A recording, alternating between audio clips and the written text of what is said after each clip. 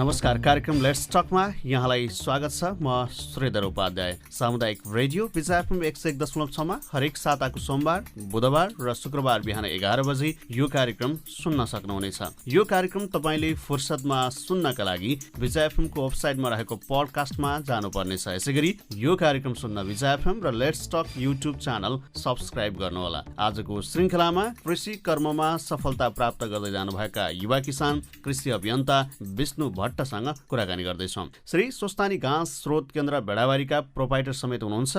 घाँस खेतीलाई देशकै अध्ययन स्थलको रूपमा विकास गर्दै जानुभएको छ। उहाँले यसैगरी पछिल्लो समय कृषि सैनिकको अवधारणा लिएर अघि बढ्नु भएको छ। कृषि क्रान्तिका लागि कृषि सैनिकको अवधारणामा जानुपर्छ भन्दै यसै साता काठमाडौँमा पुगी कृषि मन्त्री घनश्याम भुसाललाई सुझाव पत्र दिएर फर्किनु भएको छ। आजको संवादका क्रममा कृषि सैनिकको अवधारणा के हो भन्ने सन्दर्भमा कुराकानी गर्दैछौँ।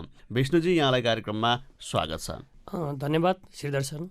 कृषि सैनिकका लागि यहाँले एउटा फरक किसिमको अवधारणा लिएर अगाडि बढ्नु भएको छ। कृषि सैनिकको अवधारणा यो के हो खास, यो कृषि सैनिकको अवधारणा भनेको?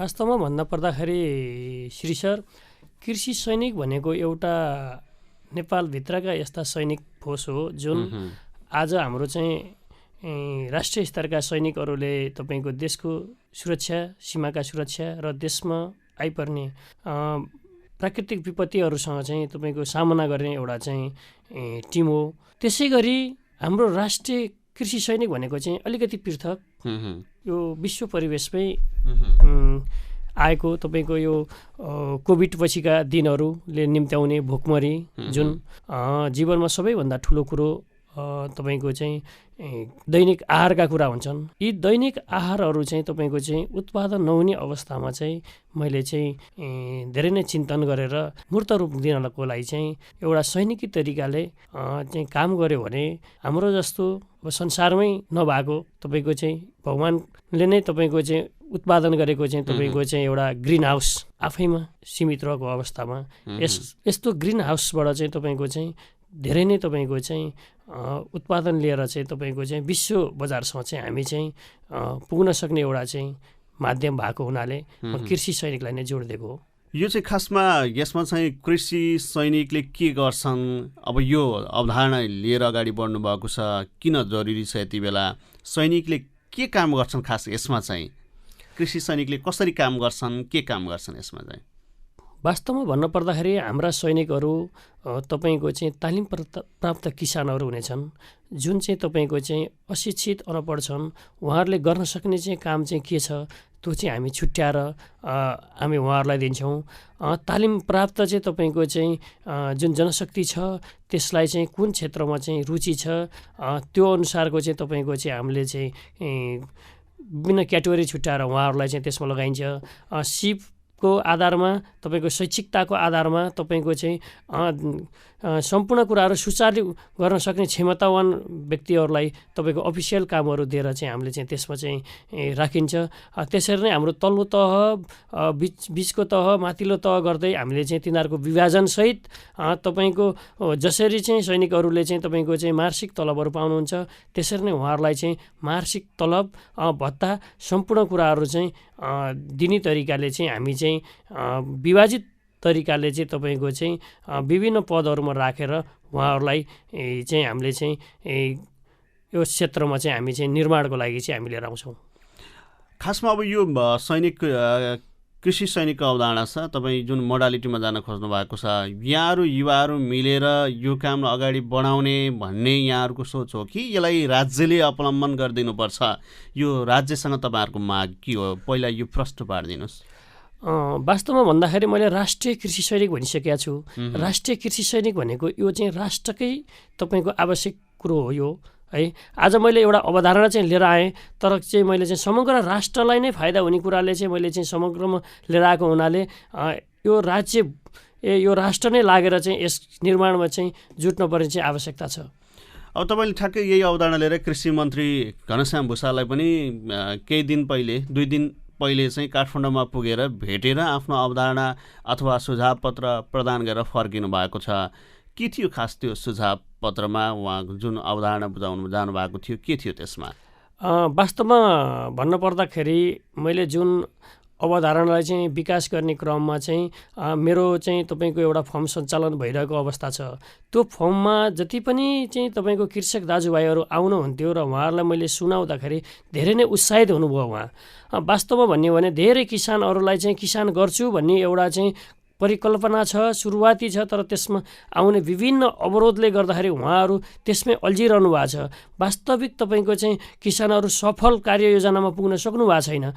त्यो भइसकेपछि सबैका लगानीहरू तपाईँको चाहिँ सुरक्षित छैनन् र लगानी गर्ने वातावरण पनि सुरक्षित छैन र लगानीकर्ताहरू पनि तपाईँको चाहिँ राम्रोसँग चाहिँ तपाईँको किसानलाई नै भनेर चाहिँ किसानमुखी तरिकाले लगानी गरिदिने चाहिँ तपाईँको वातावरण छैन। त्यस्तो अवस्थामा सबैका गुनासोहरू सुनिसकेपछि र सल्लाह सुझाव सुनिसकेपछि यसलाई मूर्त रूप दिनको लागि चाहिँ मैले चाहिँ राज्यकै सबैभन्दा ठुलो निकाय, कृषि क्षेत्रको ठुलो निकाय चाहिँ तपाईँको चाहिँ म गएर चाहिँ माननीय मन्त्रीज्यूलाई चाहिँ लिएर गएर मैले ज्ञापन पत्र बुझाएँ। त्यस पश्चात उहाँले धेरै नै तपाईँको चाहिँ एउटा अवसर हो भन्ने जस्तो महसुस गरेको म आफूले लगायत मेरा सबै साथीहरूले महसुस गर्नुभयो। उहाँले राम्रो तरिकाले, पोजिटिभ तरिकाले, सकारात्मक विचार लिएर चाहिँ यसलाई चाहिँ मनन गरिदिनु भयो। त्यसको लागि मैले यहीँबाट पनि उहाँलाई धेरै धेरै धन्यवाद दिन चाहन्छु। र उहाँले यस विषयलाई विस्तृत तपाईँको चाहिँ कार्ययोजना कसरी गर्ने, यसको चाहिँ तपाईँको चाहिँ दस्तावेज सहितको एउटा निर्माण गरेर ल्याउनुहोस्। आगामी दिनमा त्यसलाई चाहिँ म चाहिँ अघि बढाउँछु। तपाईँले चाहिँ दिएको कुरा चाहिँ एकदम सराहनीय छ। यो देशकै आवश्यकता हो, अहिलेको समयअनुसारको आवश्यकता हो। त्यसलाई चाहिँ कार्यान्वयन गर्ने म आशावादी छु भनेर उहाँले चाहिँ मलाई चाहिँ आशावादी गराउनु भयो। जस्तो अब मन्त्रीज्यूले जुन क्ल्यारिटी खोज्नु भएको छ, जुन अवधारणामा कसरी अगाडि जाने, एक्सन प्लान के हुन्छ यसको भनेर, त्यो चाहिँ तपाईँले कहिले पेस गर्नुहुन्छ? कति समय लाग्छ त्यसको लागि? म काठमाडौँबाट फिर्ता हुने बित्तिकै मैले त्यसको चाहिँ तपाईँको चाहिँ तयारीको लागि जुटिसकेको अवस्था छ। म यसकै लागि चाहिँ तपाईँको दिनरात अहोरात्र खटिरहेको छु। मेरो आफ्नो व्यवसाय भन्दा पनि यो राष्ट्रियलाई नै मैले चाहिँ ध्यानमा राखेर मेरो चाहिँ दैनिकी बितिरहेको छ। म त्यसकै तपाईँको चाहिँ निर्माणको लागि म जुटिरहेको छु। सम्भवतः यसले छिटै नै मूर्त रूप लिन्छ।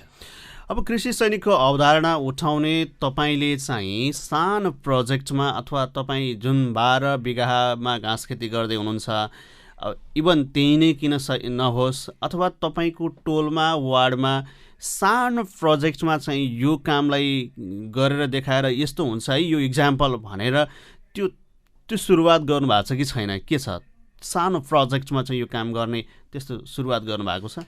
श्री सर, मैले चाहिँ श्री स्वस्तानी घाँस स्रोत केन्द्रको निर्माण गरेर तपाईँको जब मैले काम सुरुवात गरेँ, त्यस पश्चात मैले चाहिँ यो तपाईँको भूखण्डमा तपाईँको जसरी मैले मिहिनेत गरेर चाहिँ उत्पादन गरेँ त्यो चाहिँ राम्रो थियो भनेर तपाईँको नेपाल अधिराज्यभरि तपाईँको चाहिँ यसलाई चाहिँ मैले चाहिँ प्रसार गरेँ। अहिले चाहिँ सबैजनालाई चाहिँ तपाईँको चाहिँ एउटा चाहिँ घाँसे बाली लाउन पर्छ है भनेर चाहिँ तपाईँको चाहिँ सल्लाह सुझाव तपाईँको पाठशाला बनाएँ। आज चाहिँ तपाईँको चाहिँ त्यो जमिनमा चाहिँ तपाईँको चाहिँ मैले गरेको मिहिनेत अनुसार प्रतिफल राम्रो उत्पादन भयो। त्यसरी नै तपाईँको चाहिँ अहिले चाहिँ हजारौँ सङ्ख्यामा चाहिँ तपाईँको किसानहरूको चाहिँ तपाईँको चाहिँ घर घरमा चाहिँ तपाईँको पुगेर उहाँहरूको व्यवसाय राम्रो तरिकाले सञ्चालन भएको अवस्था छ। पहिला तपाईँको उहाँ चाहिँ जति तपाईँको चाहिँ पशुपालन गर्दाखेरि चाहिँ घाटा बिहोरो हुन्थ्यो, आज आएर चाहिँ हामीलाई चाहिँ धेरै टेवा पुगे सर भनेर भन्नुभएको छ। त्यही सोचाइलाई चाहिँ मैले उच्च राख्नको लागि चाहिँ अब म आफू व्यवसायी भएर मेरो आफ्नो दैनिकी आम्दानी गरेर म आफू मात्रै तपाईँको चाहिँ सक्षम भएर यो देशमा चाहिँ तपाईँको चाहिँ अन्य भोका नाङ्गाहरूको चाहिँ बिचल्ली हेरेर ठुलो बसिरहन चाहिँ म सकिनँ। त्यसैको लागि चाहिँ तपाईँको एकजुट भएर समानता रूपले चाहिँ अब बोल्न नसक्नेले, खान नसक्नेले उत्पादन गरिदिएको चिज आज यो राष्ट्रको चाहिँ अमूल्य धन भइरहेको छ। आज ती नै तपाईँको गरिब असहायहरूले आज चाहिँ तपाईँको चाहिँ उत्पादन चाहिँ गर्न सक्छन् तर चाहिँ खान लाउन सक्दैनन्, नाङ्गा छन्, भोका छन्। तर तिनीहरूलाई हामीले मलनपट्टि लाउन चाहिँ तिनीहरूलाई नै हामीले सेवा गर्न सक्यौँ भने वास्तविक भन्यो भने तपाईँको बल्ल देशले चाहिँ एउटा चाहिँ फड्को मार्छ।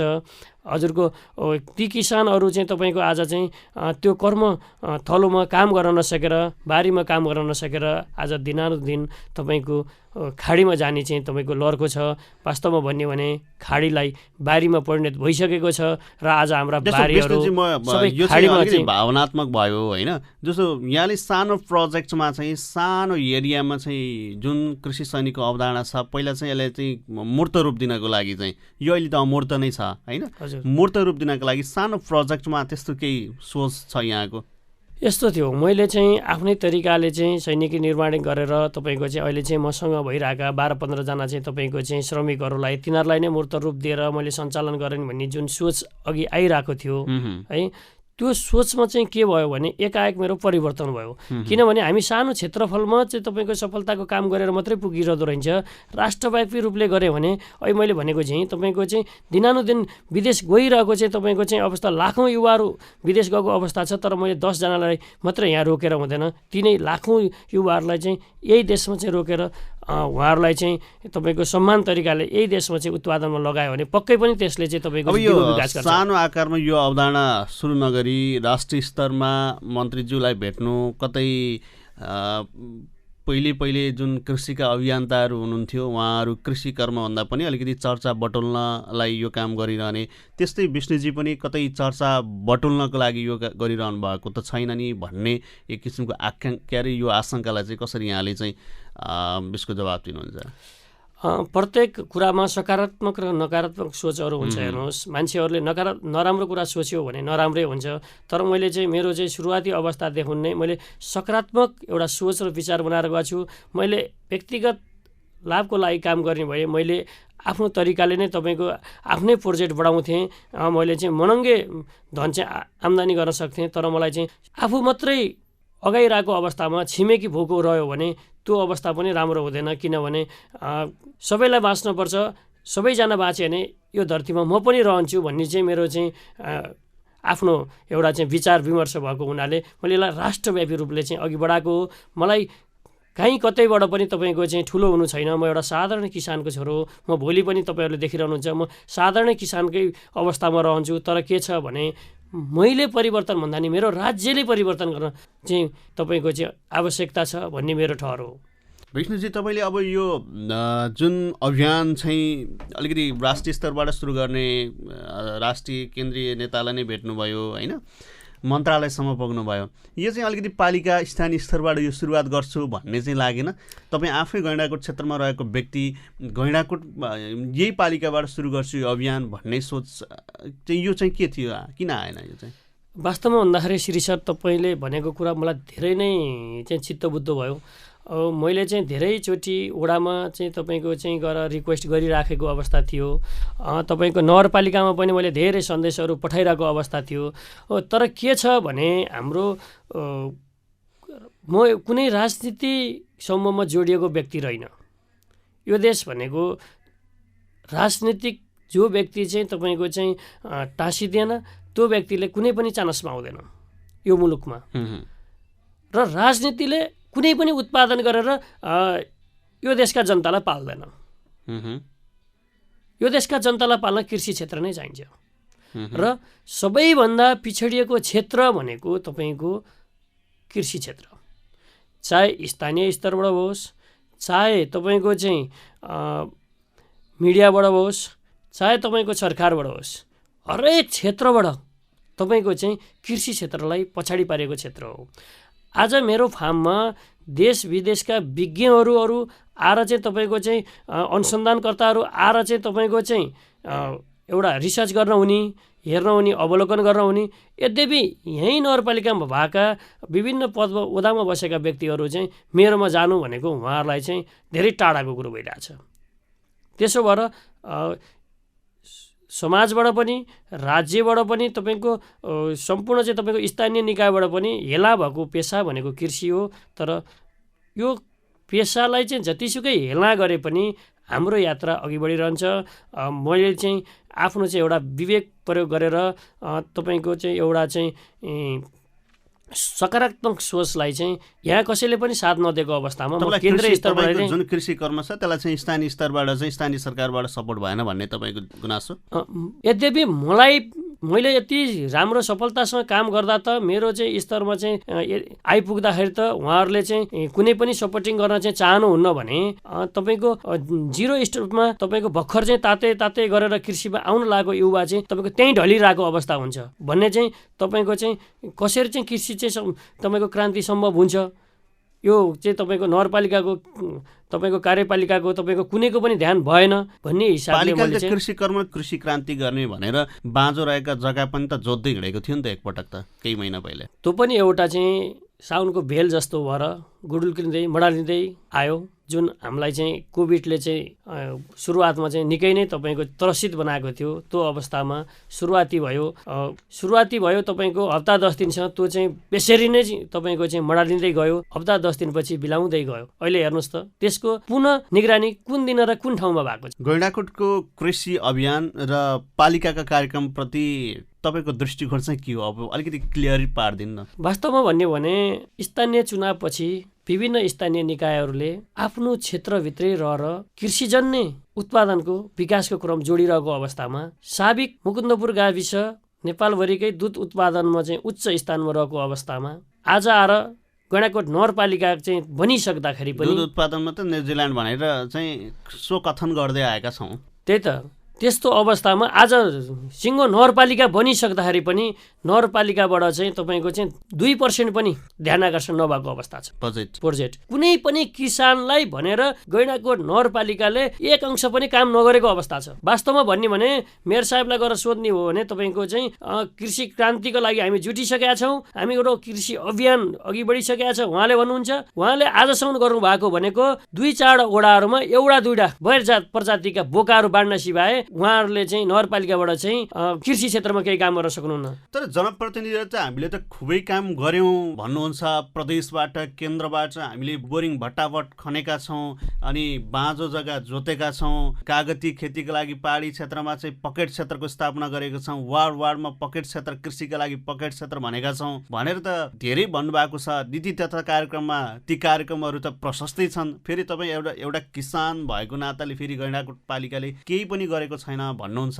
कहाँनिर फरक परिरहेको छ? किसानलाई लक्षित कार्यक्रम किसानकै हातमा आउँदैन, किसानले परिचालन गर्न सक्दैन। त्यो तपाईँको हावामा उड्छ र हावाका गफमा मात्रै सीमित हुन्छ भने गर्यो भनेर चाहिँ तपाईँको चाहिँ सुख पाइन्छ। तपाईँको बोरिङ खनिया छ 200 भन्दा बोरिङ साबित मुकुन्दपुर गाविसमै खनिया छ, तर 10 तपाईँको चाहिँ हाम्रो चाहिँ तपाईँको मिडियाको चाहिँ प्रतिनिधि गरेर हेर्नुहोस् 10 बोरिङ सुचालु छन् कि छैनन्। एउटा व्यक्तिले काम गर्न लागेको ठाउँमा चाहिँ समूहगत काम गर्न लागेको ठाउँमा चाहिँ बोरिङ छैन। तपाईँको 1 गठा जमिनमा लिएर गएर उसले चाहिँ 2 गठा जमिनमा सिँचाइ गर्ने गरेर व्यक्ति तोकेर चाहिँ बोरिङ राखिएको छ। त्यो म देखाउन सक्छु अनि विकास हुन्छ। मेरो नाममा गैंडाकोट नगरपालिकामा चाहिँ तपाईँको चाहिँ अनुदानको चाहिँ तपाईँको चाहिँ सिफारिस हाल्दाखेरि सिँचाइको बोरिङको लागि तपाईँको चाहिँ 5 लाख 6 लाख लाग्छ, 50,000 रुपियाँ चाहिँ निष्कासन भयो। त्यो यथावत छ र मैले वडा अध्यक्षलाई नोट अफ डिसिसन लेखेर म राज्यको अनुदान होइन राज्यलाई अनुदान दिन चाहन्छु भनेर त्यही दिन लेखेँ कि मैले 50,000ले चाहिँ लिएर गएर चाहिँ कि एउटा पाइप तपाईँको चाहिँ एउटा चाहिँ मुठीभरको पाइप धसेर मेरो सिँचाइ हुन्छ। वास्तविक किसानको चाहिँ समस्या परिपूर्ति गर्न सक्ने गरेर चाहिँ कृषि क्षेत्रमा लगानी गर्नुहुन्छ भने गर्नुहोस्, होइन भने वार्षिक 1 घर 1 बिरुवा भनेर बिरुवा चाहिँ बाँड्ने, तपाईँको चाहिँ कहाँ चाहिँ बिरुवा किन कमिसन पाइन्छ भनेर बिरुवा खोज्दै जाने, बिरुवा लिएर आएर बाँड्ने। त्यो लिएर आएर चाहिँ सम्बन्धित किसानले पायो कि अन्य व्यक्तिहरूले पायो कि त्यसको उत्पादन चाहिँ तपाईँको चाहिँ सुरुवात गर्यो कि गरेन, यद्यपि लगायो कि लगाएन त्यो हेरेर जान पर्यो। त्यो जाने कुनै दिन तपाईँहरूले चाहिँ प्रयत्न गर्नुभयो। ल भन्नुहोस्, तपाईँहरू आम किसानले नै चुनेर पठाएका जनप्रतिनिधि होइन नि? वास्तवमा भन्यो भने श्री सर, म राजनीति छोडेर राजनीति सुरुवात गरेको दिनबाट मेरो प्रगति हुन सुरु गरेको हो। म च्यालेन्ज साथ भनिदिन्छु, मैले स्थानीय चुनावमा पनि मैले निर्वाचन गरिनँ, संसदीय दलको चुनाव पनि निर्वाचन गरिनँ। मलाई जनप्रतिनिधि चाहिन्छ भन्ने होइन, मलाई काम गर्ने अध्यक्ष भएको मान्छे। वास्तवमा भन्यो भने श्री सर, म चाहिँ हिजो बकाउमा कहाँ पुगेँ के गरेँ भन्ने कुरो मलाई थाहा भएन। यो राजनीतिको तपाईँको झुन्डमा म झुन्ने। आज मैले राजनीति त्यागेको दिनबाट मेरो बल्ल राजनीतिको सुरुवात भयो। त्यो राजनीतिले मलाई चाहिँ तपाईँको चाहिँ सकारात्मक ऊर्जा दिएको छ। तपाईँ राजनीति त्यागेपछि मात्रै कर्मनीतिमा चाहिँ अहिले चाहिँ सफलता प्राप्त गर्दैछु भन्ने महसुस हुँदैछ। वास्तवमा नै त्यही हो। मलाई राजनीतिले तपाईँको झन्डा बोक्न सिकाएको थियो, झोला बोक्न सिकाएको थियो, तर कुटो कोदालो लिएर गएर तपाईँको चाहिँ एउटा बुटो चाहिँ वर्षमा उत्पादन गरिस् भने 3 वर्षपछि फल दिन्छ भनेर सिकाएको थिएन। जबसम्म राजनीतिको छत्रछायामा बसिन्छ तबसम्म चाहिँ पोलिसीमा भएका कमजोरीहरू, सरकारका कमजोरीहरू अथवा कार्यक्रमका कमजोरीहरू, स्थानीय सरकारका कमजोरीहरू राजनीतिको छत्रछायामा बस्दा त देखिँदैन हो? तपाईँ पहिला देख्नुहुन्थेन, अहिले देख्न थाल्नुभयो? वास्तवमा भन्दा पर्दाखेरि म राजनीतिमा लाउँदाखेरि मेरो पार्टीले तपाईँको सकारात्मक काम गरे नकारात्मक काम गरे पनि मेरो हो भनेर लाग्थेँ। तर मैले कहिले अमल उठाउँथिनँ कि नराम्रो कामलाई नराम्रो हो भनेर। तर म जब बाहिर आएर बसेँ, कुन चाहिँले तपाईँको बाहिर नराम्रो काम गरिरहेछ, कसले नराम्रो काम गरिरहेछ, कसले राम्रो काम गरिरहेछ, त्यो छर्लङ्गै मेरो आँखा बल्ल खुले। जब म त्यो भित्र हुन्थेँ, मलाई त्यही साँठगाँठले मलाई घेरिरहेको हुन्थ्यो। म जुन सरकारभन्दा बाहिर निक्लेर चाहिँ आज चाहिँ आछु, मलाई आज कुनै पनि पार्टी भनेर चाहिँ तपाईँको चाहिँ मलाई टाँसिनु चाहिँ आवश्यकता छैन। मलाई जहाँ तपाईँको चाहिँ कर्मनीति छ त्यहाँ लिएर जानुहोस्, म गरिबले गरेको झुपडीमा पनि गएर चाहिँ त्यसको कर्मनीतिमा सघाउन तयार छु। जस्तो अब प्रदेशबाट केन्द्रबाट स्थानीय सरकारकै कति पनि अनुदान कार्यक्रमहरू रहेका छन् कृषिका लागि भनेर, ती चाहिँ ठ्याक्कै एक्ज्याक्टली किसान भनेका व्यक्तिमा चाहिँ पुगेको छैन। त्यसो भए यस्तो छ, अनुदान भन्ने चिजै कहीँ पनि छैन र अनुदान भन्ने चिज चाहिँदा नि चाहिँदैन। तपाईँ आफूले लिनुभएको छैन भनेर यो भन्दै हुनुहुन्छ कि के हो? यो लिनुभएकासँग पनि गएर सोध्नुहोस्, उहाँले 20% अनुदानको लागि 100% आफ्नो लगानी गर्न परिरहेको हुन्छ। त्यहाँ वास्तविक किसानले तपाईँ चाहिँ कहाँनिर चाहिँ राम्रो अनुदान पाएर चाहिँ कहाँनिर चाहिँ सफलताको चाहिँ तपाईँको चाहिँ कृषि उपज सामग्री उत्पादन गरिरहेको छ, मलाई त्यो ठाउँ लिएर गएर हजुरले देखाउनुहोस्। त्यसो भए किसानको प्रोत्साहनका लागि, किसानको कर्मको प्रवर्धनका लागि गर्नुपर्ने चाहिँ के छ त? त्यसो भए वास्तविक किसानलाई दैनिक जीवनमा कृषि उत्पादन चाहिँ तपाईँको बढाउनलाई आवश्यक जे सामग्रीहरू चाहिन्छ, ती तपाईँको चाहिँ आधुनिक सामग्रीहरूको तपाईँको सहजीकरण गरिदिनु पर्यो, उहाँहरूको बजार व्यवस्थापन गरिदिनु पर्यो। उहाँहरूको बजार राम्रो सुनिश्चित व्यवस्थापन नभएको अवस्थामा, बजारले किन नसकेको अवस्थामा नि राज्यले त्यसलाई चाहिँ सहानुभूति दिने तरिकाको प्याकेज ल्याउनु पर्यो। बिमाका कुराहरू ल्याउनु पर्यो, हरेक कुरा हुन्छ। तपाईँको 1 लाख अनुदान पाएर 3 लाख बराबरको उसले फर्सी उत्पादन गरिरहेको हुन्छ। पाउन त 1 लाख रुपियाँ चाहिँ त्यसले चाहिँ अनुदान ल्यायो नि, तर 3 लाखको फर्सी चाहिँ तपाईँको चाहिँ भोलि बजार नपाएर कुहिएर जान्छ। उल्टो उसलाई 1 लाख अनुदानले गर्दा 2 लाख रुपियाँ घाटा हुन्छ। अनि त्यसले वास्तविक अनुदान पाएको देखियो। उसलाई अनुदान दिनु भनेको त उसको बजार व्यवस्थापन चाहिँ व्यवस्थित गरिदिनु हो। उसको चाहिँ तपाईँको चाहिँ खेतबारीमा भएका उत्पादन भएका चिजहरूले चाहिँ उचित मूल्यका साथ उचित समयमा त्यसले चाहिँ बेच्न पाउने पर्ने चाहिँ उसको अधिकार हो। त्यसको विषयमा ध्यान दिउँ। सरकारी स्तरबाट जुन नै सहयोग गरिन्छ त्यसैलाई नै कार्यक्रमको अन्तिममा पनि आइसकेका छौँ होइन? कृषि सैनिकको अवधारणा, अब यो बजारीकरण अनि त्यसपछि आएर नीतिगत योजनाको कुरो, यसमा चाहिँ कृषि सैनिकको अवधारणा कसरी म्याच खान्छ? अब वास्तवमा भन्दा पर्दाखेरि कृषि सैनिक भन्ने बित्तिकै तपाईँको अघि नै मैले भनिसकेको छु, अशिक्षित व्यक्तिहरू, तपाईँको न्यून वर्गीयहरू, तपाईँको चाहिँ शैक्षिक लेभलका व्यक्तित्वहरू र शारीरिक स्फूर्त भएका मानसिक रूपले चाहिँ तपाईँको चाहिँ कृषि क्षेत्रमा चाहिँ काम गर्न सक्ने जुनै पनि हामीले चाहिँ युवा पुस्ताहरूलाई समेटेर यसको गठन निर्माण गरिन्छ। त्यस अनुरूपले तपाईँको शैक्षिक योग्यता नभएको व्यक्तिहरूलाई चाहिँ तपाईँको चाहिँ तालिम दिएर तपाईँको उहाँहरूले गर्न सक्ने कामहरूलाई चाहिँ तपाईँको चाहिँ प्रबन्धन गरिन्छ र त्यहाँभन्दा चाहिँ तपाईँको शैक्षिक स्तरका व्यक्तिहरूले आज उत्पादन भएको चिज त्यसको कुना काप्चामा 24 घण्टामा कसरी पुर्याउने भन्ने कुरा चाहिँ तपाईँको चाहिँ विकास उहाँहरूले निर्माण गर्नुहुन्छ। त्यस अनुरूपले तपाईँको चाहिँ जति पनि उत्पादन भएको चिज तपाईँको कुन क्षेत्रमा चाहिँ तपाईँको 24 घण्टामा पुर्याउनु पर्ने हुन्छ उहाँहरूले चाहिँ पुर्याउनुहुन्छ।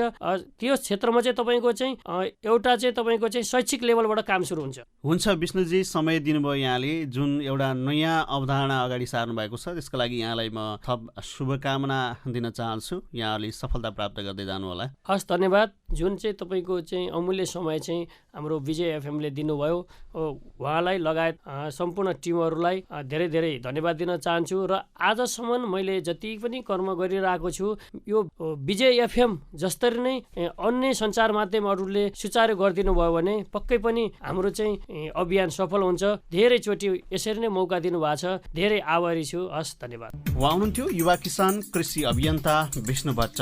उहाँ श्री स्वस्थानी घाँस स्रोत केन्द्र भेडाबारीका प्रोपाइटर हुनुहुन्छ। घाँस खेतीलाई देशकै अध्ययन स्थलको रूपमा समेत उहाँले विकसित गर्दै लैजानु भएको छ। यसैगरी पछिल्लो समय कृषि सैनिकको अवधारणा लिएर अघि बढ्नु भएको छ। कृषि क्रान्तिका लागि कृषि सैनिकको अवधारणा जानुपर्छ भन्दै यसै साता काठमाडौँमा पुगी कृषि मन्त्री घनश्याम भुसाललाई उहाँले सुझाव पत्र बुझाएर समेत फर्किनु भएको थियो। आजको संवादमा उहाँसँग कृषि अभियान अर्थात् कृषि क्रान्तिका लागि कृषि सैनिकको अवधारणा भनेको चाहिँ के हो भन्ने सन्दर्भमा उहाँसँग कुराकानी गर्यौं र अर्को अङ्कमा अर्का अतिथिका साथमा उपस्थित हुनेछौँ। तबसम्मका लागि प्रविधिका साथी बिन्दु श्रेष्ठलाई हार्दिक आभार प्रकट गर्दै म कार्यक्रम सञ्चालक श्रीधर उपाध्याय यहाँहरू समक्षबाट बिदा हुन्छु। नमस्कार।